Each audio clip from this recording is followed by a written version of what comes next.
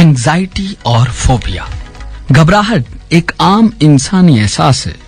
हम सबको इसका तजुर्बा उस वक्त होता है जब हम किसी मुश्किल या कड़े वक्त से गुजरते हैं। मेरा नाम है ज़ीशान हैदर और आप देख रहे हैं RJ Zeeshan Haider YouTube channel. खतरात से बचाव, चौकन्ना होने और मसाइल का सामना करने में आमतौर पर खौफ और घबराहट मुफीद साबित हो सकते हैं। ताहम अगर ये एहसासात शदीद हो जाएं या बहुत अरसे तक रहें तो ये हमें उन कामों से रोक सकते हैं जो हम करना चाहते हैं और इसके नतीजे में हमारी जिंदगी तकलीफ दे हो सकती है। फोबिया किसी ऐसी मखसूस सूरत हाल या चीज का खौफ है जो खतरनाक नहीं होती और आमतौर पर लोगों के लिए परेशान कुन नहीं होती।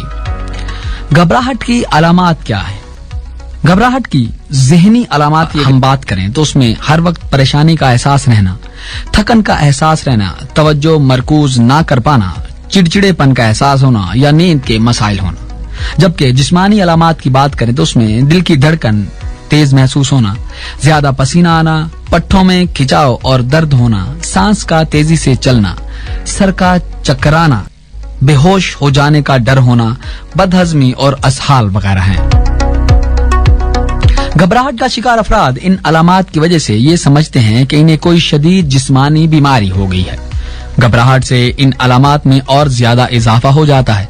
घबराहट के गैर मुतवक्के अचानक दौरे जो कि पैनिक कहलाते हैं वो पड़ने लग जाते हैं। अक्सर घबराहट और पैनिक के साथ डिप्रेशन भी हो जाता है। जब हम उदास होते हैं तो हमारी भूख खत्म हो जाती है और मुस्तकबिल तारीक और मायूस कुन नजर आता है। फोबिया किसे कहते हैं? एक ऐसा शख्स जिसे फोबिया हो, ये जो निशानियां आपको बताई गई हैं जो कि शदीद घबराहट की अलामात मानी जाती हैं, उसमें ये सारी चीजें होती, लेकिन ये उस वक्त जाहिर होती हैं जब वो किसी ऐसी खास सूरत हाल में हो जिसमें इन्हें शदीद घबराहट होती हो। दीगर औकात में इन्हें घबराहट नहीं होती, लेकिन अगर आपको कुत्तों का खौफ हो तो आप उस वक्त बिल्कुल ठीक होंगे जब कुत्ते आपके आसपास नहीं होंगे।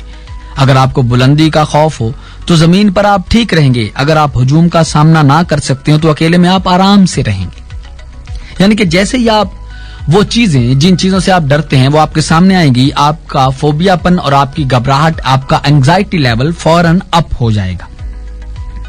फोबिया में मुब्तला शख्स ऐसी हर सूरत हाल से बचने की कोशिश करता है जो इसे घबराहट में मुब्तला कर सकती है, लेकिन असल में इस तरह वक्त गुजरने के साथ साथ ये फोबिया शदीद हो जाता है। इसका ये भी मतलब हो सकता है कि मुतासिरा शख्स की जिंदगी इन एहतियाती तदाबीर की मोहताज हो जाएगी जो उसे इन सूरत हाल से बचने के लिए इख्तियार करनी पड़ती है। इस बीमारी से मुतासर अफराद को मालूम होता है कि ऐसा कोई हकीकी खतरा नहीं है। इन्हें अपने खौफ बेवकूफाना लगते हैं, लेकिन इसके बावजूद वो इन्हें कंट्रोल नहीं कर सकते। वो फोबिया जो किसी परेशान कुन वाक़े या हादसे के नतीजे में शुरू हुआ हो, इसके खत्म होने के इम्कानात ज्यादा होते हैं। अक्सर लोग ये पूछते हैं कि क्या फोबिया और एंजाइटी ये जो बीमारियां हैं ये आजकल आम हैं, क्योंकि ये बहुत सुनने में आता है। जी, हर 10 में से एक शख्स को जिंदगी में कभी ना कभी तकलीफ दे घबराहट या फोबिया का सामना होता है। ताहम ज्यादातर अफराद इसका इलाज नहीं करवाते। अब इन बीमारियों की वजूहात की तरफ चलते हैं।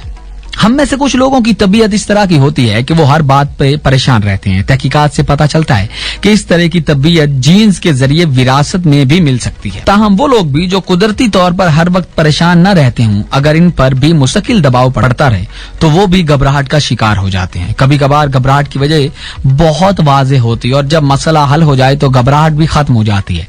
लेकिन कुछ वाकयात और हालात इतने तकलीफदेह और खौफनाक होते हैं कि इनकी वजह से पैदा होने वाली घबराहट वाकयात के खत्म होने के तवील अरसा बाद तक जारी रहती है। ये आमतौर पर इस तरह के वाकयात होते हैं जिनमें इंसान की जान को खतरा हो, मसलन कार या ट्रेन के हादसात और आग वगैरह। इन वाकयात में शामिल अफराद महीनों या सालों तक घबराहट और परेशानी का शिकार रह सकते हैं, चाहे खुद इन्हें कोई जिस्मानी चोट ना लगी हो। ये अलामात पोस्ट ट्रॉमेटिक स्ट्रेस डिसऑर्डर में पाई जाती हैं। कभी कभी नशा आवर अशिया मसलन एम्फेटामाइंस, LSD या एस्टिसी के इस्तेमाल की वजह से भी घबराहट हो सकती है। हत्ता कि काफी में मौजूद कैफीन भी हम में से कुछ अफराद को तकलीफ दे हद तक घबराहट का शिकार करने के लिए काफी है। ताहम दूसरी तरफ ये वाज़ेह नहीं है कि कोई मखसूस शख्स क्यों घबराहट में मुब्तला होता है, इसलिए ये इनकी शख्सियत पर गुजरने वाले वाकयात और जिंदगी की तब्दीलियों मसलन बच्चे की पैदाइश वगैरह की वजूहात के बाइस होते हैं। जब कोई शख्स इन कैफियत का शिकार हो जाता है तो एक बहुत अहम पॉइंट उसकी जिंदगी में आता है जिसे कहा जाता है कि मदद तलब करना। अगर हमें बहुत ज्यादा दबाव में रहना पड़े तो हम बेशतर वक्त परेशान और खौफजदा रहेंगे। हम आमतौर पर इन कैफियत का मुकाबला कर लेते हैं क्योंकि हमें इनकी वजह पता होती है और ये मालूम होता है कि ये सूरत हाल कब खत्म होगी। मसलन ड्राइविंग टेस्ट से कबल हम में से बेशतर लोग घबराहट का शिकार होते हैं, लेकिन हम इस पर काबू पा लेते हैं क्योंकि हमें मालूम होता है कि टेस्ट खत्म होने के साथ ही घबराहट भी खत्म हो जाएगी। लेकिन बाज लोग बहुत ज्यादा वक्त के लिए इन घबराहट और खौफ के एहसासात का शिकार रहते हैं। इन्हें नहीं पता होता कि इन्हें किस वजह से घबराहट हो रही है और ये घबराहट कब और कैसे खत्म होगी। इस पर काबू पाना मुश्किल होता है और इस सिलसिले में आमतौर पर किसी की मदद की जरूरत होती है।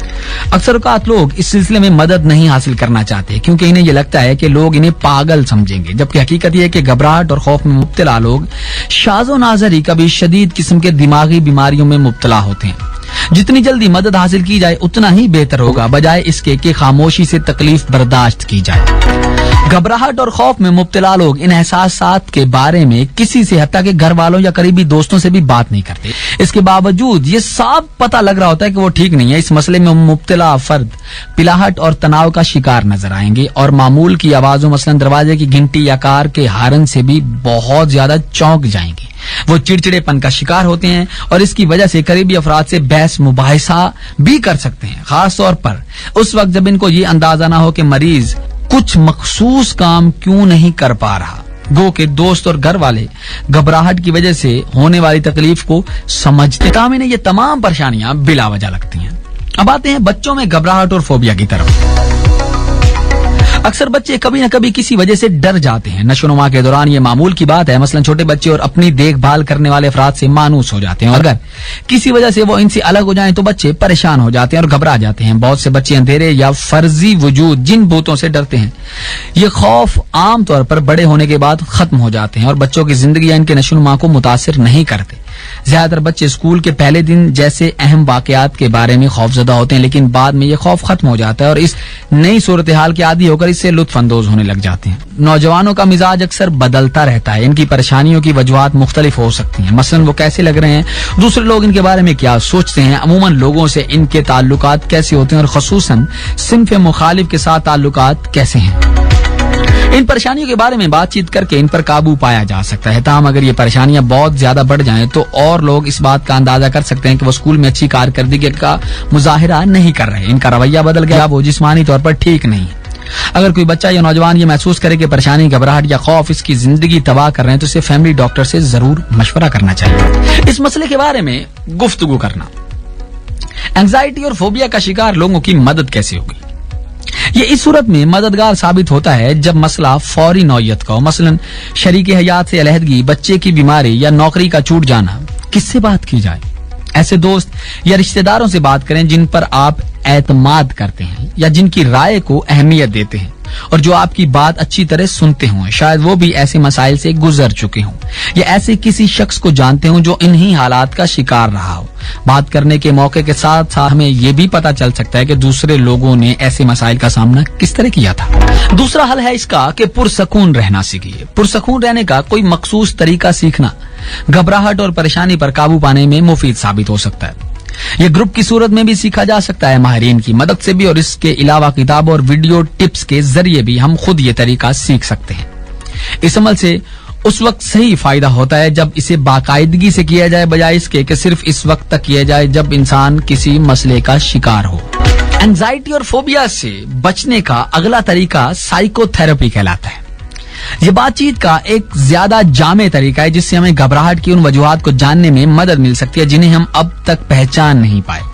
इस तरीके पर अमल इनफरादी या ग्रुप की सूरत में किया जा सकता है और आमतौर पर यह हफ्तावार बुनियादों पर कई हफ्तों या महीनों तक किया जाता है। साइकोथेरेपिस्ट डॉक्टर भी हो सकते हैं और नहीं भी। अद्वियात। घबराहट और फोबिया में मुब्तला कुछ अफराद के इलाज में अद्वियात का इस्तेमाल भी किया जाता है। आम सुकून बख्श अद्वियात में विलियम की तरह की अद्वियात ज्यादातर ख्वाब आवर अद्वियात की इस किस्म से ताल्लुक रखती हैं। घबराहट को खत्म करने में ये अद्वियात बहुत मौसर साबित होती हैं। ताहम इस बात का ख्याल रहे कि सिर्फ 4 हफ्तों के बाकायदा इस्तेमाल से इंसान इनका आदी बन सकता है और जब लोग इन्हें छोड़ने की कोशिश करते हैं तो इन्हें नाखुशगवार अलामात का सामना करना पड़ता है जो काफी अरसे तक जारी रह सकती हैं। घबराहट के लंबे अरसे के इलाज के लिए इन अद्वियात का इस्तेमाल मुनासिब नहीं है। एंटी डिप्रेसेंट अद्वियात को घबराहट और इसके साथ साथ डिप्रेशन जिसके लिए ये आमतौर पर तजवीज की जाती है के लिए भी इस्तेमाल किया जा सकता है। इनमें से कुछ अद्वियात किसी मखसूस किस्म की घबराहट पर मखसूस असरात मुरतब करती हैं। इनका एक मनफी पहलू ये भी है कि ये 2 से 4 हफ्तों में असर करती हैं और इनके नतीजे में मतली, गुनूदगी, सर चकराना, मुंह का खुश्क होना और कब्ज जैसी शिकायत हो सकती हैं।